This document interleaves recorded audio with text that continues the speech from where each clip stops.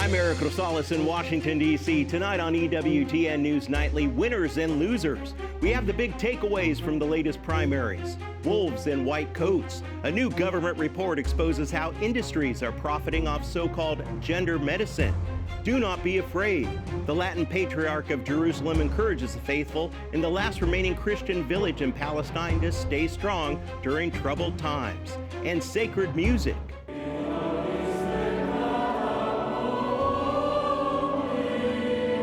Pope Leo XIV explains why it plays such an important part in the liturgy. These stories and much more tonight. From EWTN, the Global Catholic Network, this is EWTN News Nightly. Thank you for being with us on the feast day of St. John Eudes, a priest and founder of the Eudes. Topping our news tonight, the race for control of Congress and key state governorships is officially in the home stretch following a major night in primary elections. From Florida to Alaska, voters went to the polls to help shape the matchups for November.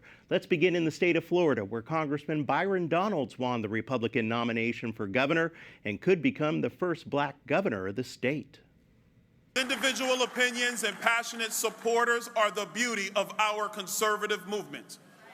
But tonight, the primary is over. Tonight, we put aside our differences. Tonight, we are one united Republican Party. Donalds will now face off against former Congressman Democrat David Jolly. But the big news of the night was a major win for the socialist movement within the Democrat Party. State Representative Angie Nixon became the first socialist to win a nomination in a red state. Medicare for all! Yeah! Universal child care! Real affordable housing! Fully funded public education! And an end to senseless wars! Also in Florida, Trump-backed embattled Congressman Corey Mills lost his re-election bid to former TV news reporter Ryan Elijah. I just think, and I've said this a lot, if you're going to serve in Congress and you're going to be representing the people, you have to make sure that you don't have things that are going to compromise your voters. And I just felt that was the case. That's not being negative, that's just reality. In Florida's newly drawn 20th congressional district with a large black population, Congresswoman Debbie Wasserman Schultz won the Democratic nomination. I'm going to fight to make sure that they can pay their rent and their micro groceries and their health care, that we can make sure that people can go to work and afford their gas. Meanwhile, up in northern Alaska, the state's unique primary system was on full display. In the U.S. Senate race, candidates including former Representative Mary Peltola and incumbent Republican Senator Dan Sullivan advanced to the November general election for a face-off. Democrats are counting on flipping the seat to take control of the U.S. Senate next year. South Carolina interim Senator Darlene Graham is facing some tough questions about her readiness for the job after an awkward moment during a debate last night.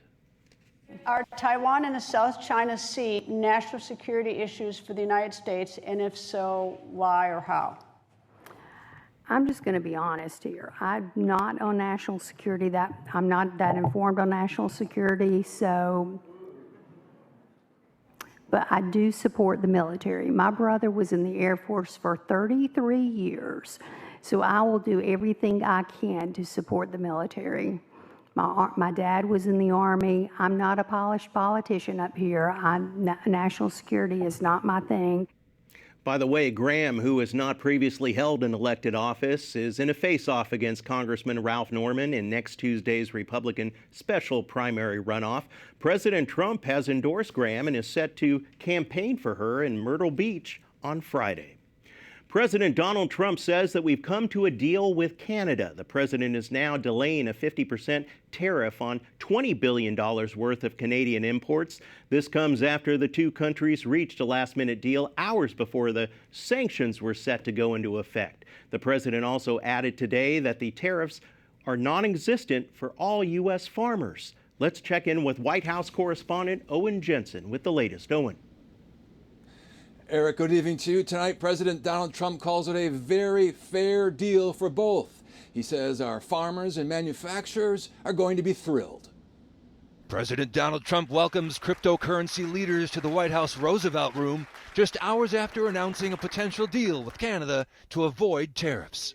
Very major tariffs were going on to Canada today. We delayed it for 3 days because I think we have a deal with the Prime Minister and good deal for everybody. The president also provided an update on Canada while touring the South Lawn, where he showed off the new helipad for Marine One. We had a very good conversation with the Prime Minister last night. And the president posted, "I have paused the 50% tariffs against Canada that were scheduled to kick in tomorrow morning for a 3-day period, based on the fact that Canada and the USA, subject to the finalization of documents, have a deal." As you know, the 50% tariffs across the board were going on against Canada today. And they called yesterday and they gave us the points that we had to have. A White House proclamation said Canada expressed a commitment to remove measures the Trump administration considers discriminatory against U.S. alcoholic beverages, dairy, and motor vehicles. Our farmers were paying tremendous tariffs into Canada, and those tariffs are going to be totally eviscerated, down to zero. The import taxes would have hit about 5% of what Canada ships to the United States every year.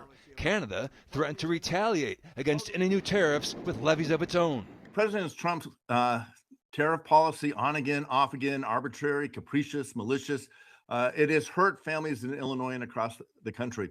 Donald Trump is hurting us more with his comments and attitude towards Canada especially. In addition, President Trump on Truth Social wrote, "The great Keystone XL pipeline, long ago killed by sleepy Joe Biden, may be awoken from the grave." And the president posted this image of himself pulling the Keystone XL pipeline from its buried by Biden gravestone. During negotiations, President Donald Trump and Canadian Prime Minister Mark Carney spoke by phone a couple of times. Now, last year alone, the U.S. and Canada sold each other $880 billion worth of goods and services. At the White House, Owen Jensen, EWTN News Nightly. Thank you, Owen. In the Middle East, tensions rise in the Holy Land between Israeli settlers and Palestinians in the West Bank. Settlers had blocked the homes of several Palestinians in Krusha. Israeli soldiers asked the settlers to leave, but Palestinians don't believe that the threat is over. Meanwhile, over the weekend, Latin Patriarch of Jerusalem, Cardinal Bautista Pizzaballa, visited the West Bank. On Saturday, he stopped in the village of Taipei, where Palestinian Christians also had run-ins with Israeli settlers. And on Sunday, he went to Jenin in the northern part of the West Bank to show Christians that the church is standing strong with them.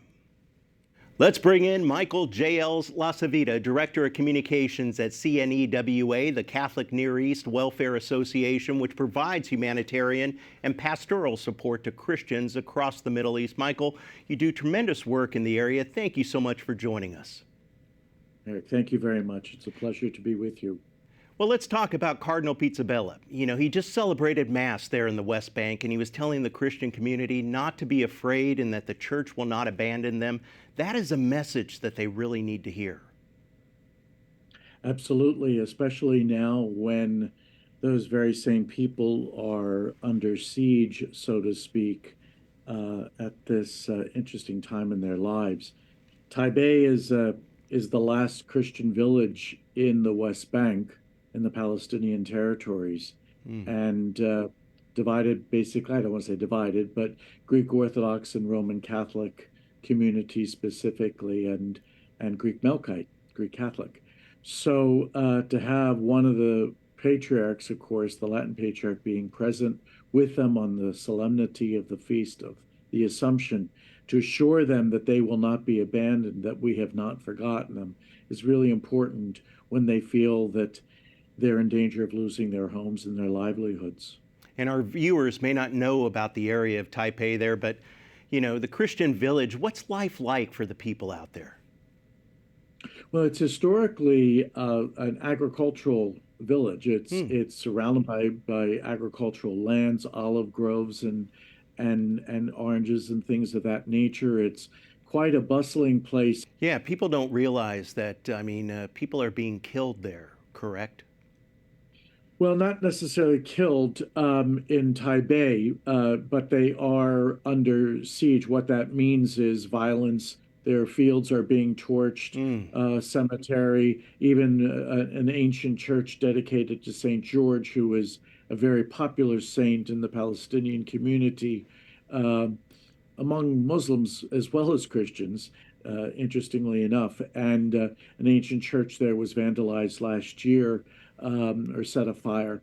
So they're very much concerned about their livelihoods, and especially now that the IDF has basically surrounded the village and said that it's militarily it's closed off and will not permit either people in or out. And folks really don't know what that means at this time. And what can Catholics, us in the wider international community, do to support the Christians there in the Holy Land? Well, first of all, pray, because as we know, prayer moves mountains. Amen. And so we need to pray and pray for all people of goodwill. We need to work for justice so that there can be peace and unity, because without justice, we cannot have peace. And also, too, they can support efforts to support them to help organizations like Catholic Near East Welfare Association get the supplies and the food and the water that is needed and the help. We're erecting fences literally around some of the properties to prevent them, to secure them and prevent folks from coming in and pillaging or basically destroying their crops and their fields. So that's what we're working on, so that we have, well, good fences, I guess, make good neighbors. Well, God bless you, Michael, and all the good work that you do. And this is a story that we're going to continue to keep following closely. Thank you so much. Appreciate it, Eric. Thank you very much. We have a lot more still to come on EWTN News Nightly. Profits over patients. A new report accuses doctors of putting dollars before ethics. We'll ask a top health official about the fallout. And a major strategic shift, why President Trump is scaling back U.S.-South Korea military exercises.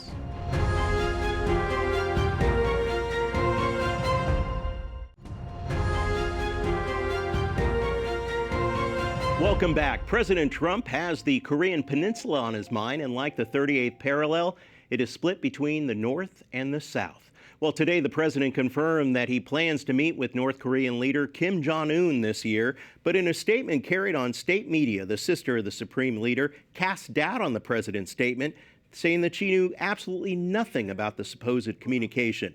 In South Korea, the foreign minister told Parliament that the government did not know that the U.S.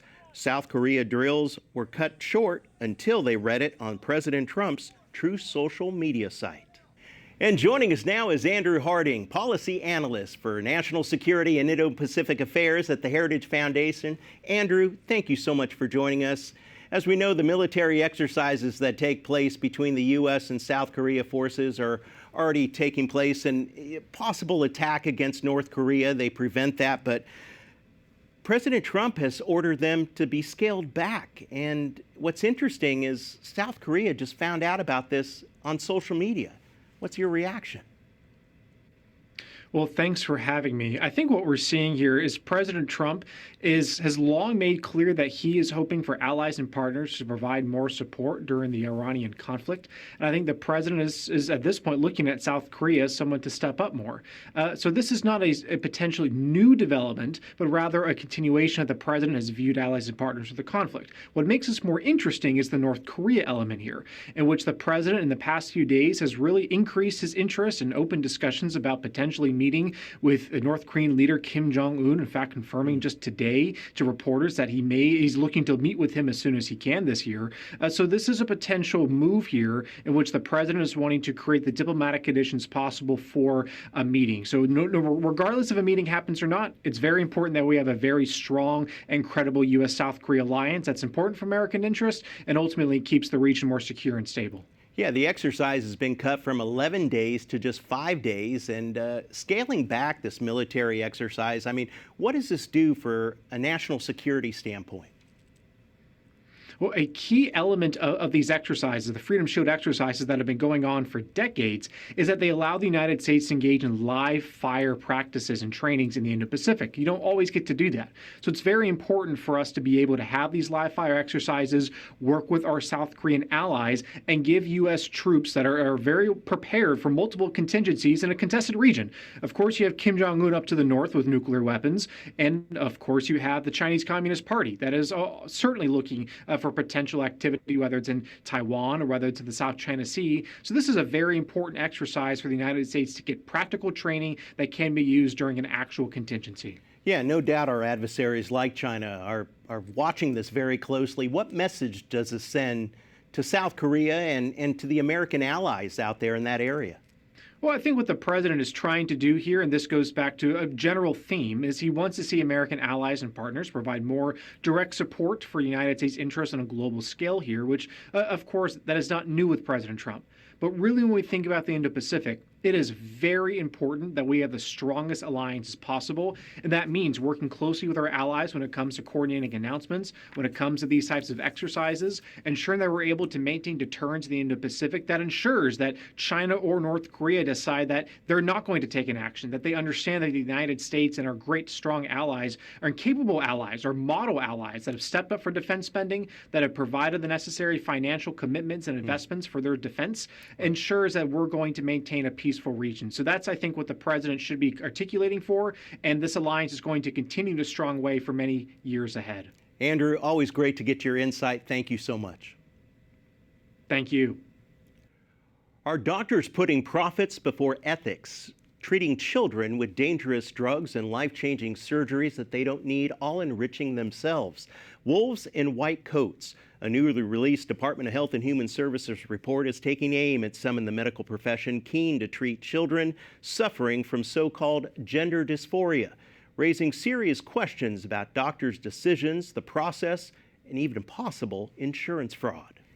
And joining me now to take us through this report's findings is Admiral Brian Christine, the U.S. Assistant Secretary for Health. Admiral, thank you so much for joining us. No, Eric, thank you for having me on today. It is an honor to serve as President Trump's Assistant Secretary for Health, and it's an honor to do the important work that we're doing at the Department of Health and Human Services to protect our most vulnerable children. God bless you, sir. And, you know, we're going to talk a little bit about this report, and it really examined what children are being treated with so-called gender dysphoria. Talk to us about that.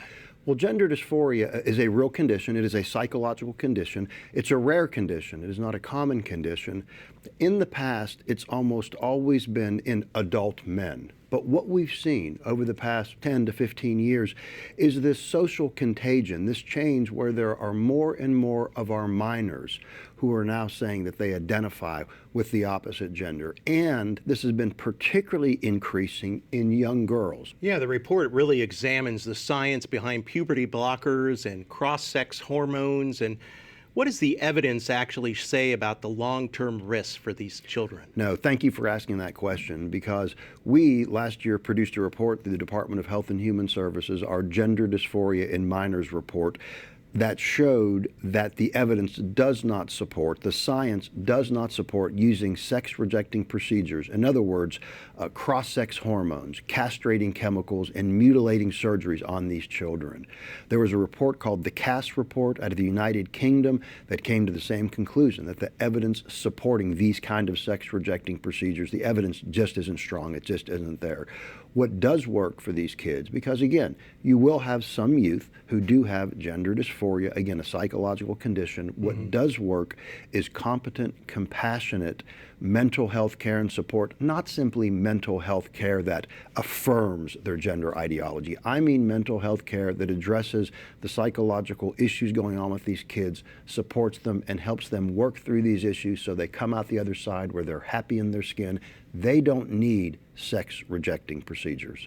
Another concern that we're finding is the insurance companies. A lot of times they're bilking this and getting a lot of money off of this, are they not? Again, what we have pointed out in this report is that there is a financial incentive to have what we call captive patients. In other words, if you take these youngsters, these youth, these minors who have gender dysphoria, and you get them to buy into using cross-sex hormones or puberty blockers or certainly surgeries, there's a real financial incentive. From 2019 to 2023, $120 million billed for sex-rejecting procedures on these kids, physiologically normal children who were pushed down this pathway of sex-rejecting procedures. So yes, there does appear to be a financial incentive. And we also point out in the report that there appears to be fraudulent coding and fraudulent billing. In other words, where some of these over 225 gender dysphoria clinics that sprung up, they were using codes, numeric codes, to bill the insurance company. These codes didn't describe what was going on with the kids, and in some cases were plainly fraudulent. Follow the money. It's all about following the money. Finally, what happens next? What happens now? I mean, could judicial action take place, court proceedings? Well, no, we're very, very happy in that Vice President Vance has made a referral to the Department of Justice, to our new Attorney General, an amazing man, Todd Blanche, made a referral to the Department of Justice, and our own Secretary of Health and Human Services, Robert F. Kennedy Jr., referred this to our Office of the Inspector General at HHS. That's the pathway forward if any legal action or recourse can be taken. So those referrals are tremendously important. What's also important is that we're doing what you and I are doing now. We're talking about this. We are evangelizing to the American people, to the moms and dads and kids, that don't be pulled down this dark pathway. Correct. Listen, if you're having issues, we want you to be able to talk to your family. I personally, as a Catholic, believe if the parents agree, pastoral care can be incredibly important for these children. Good people like you that are in office right now. Thank you so much. Thank you so much. God bless you. God bless you. Up next on EWTN News Nightly, a sacred note. Pope Leo turns his focus to the liturgy today and explains the type of music that should be allowed at Mass.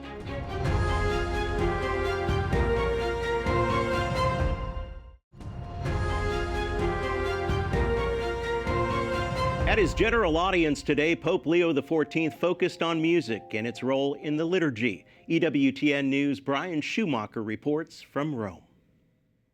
Good evening, Eric. Pope Leo gave another catechesis on Sacrosanctum Concilium, the Second Vatican Council's constitution on the sacred liturgy.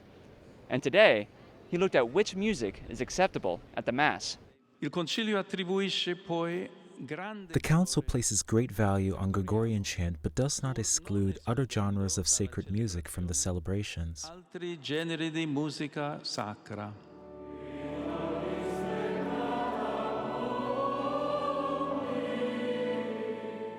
The Holy Father says sacred music is not merely a decoration, but a part of the liturgical celebration. Therefore, it should always be dignified and inspired by sacred scripture. Still, the Council allows for enculturation, or the adaptation of local customs into the liturgy. In particular, with regard to the musical traditions of different cultures, the text emphasizes the importance of taking them seriously into account as part of people's religious and social lives.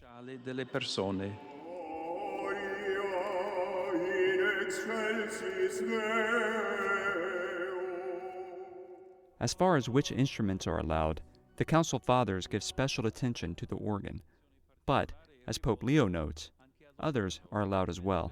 The use of other instruments is permitted provided that they are suitable for sacred use or can be adapted for it, are in keeping with the dignity of the Church, and truly foster the edification of the faithful.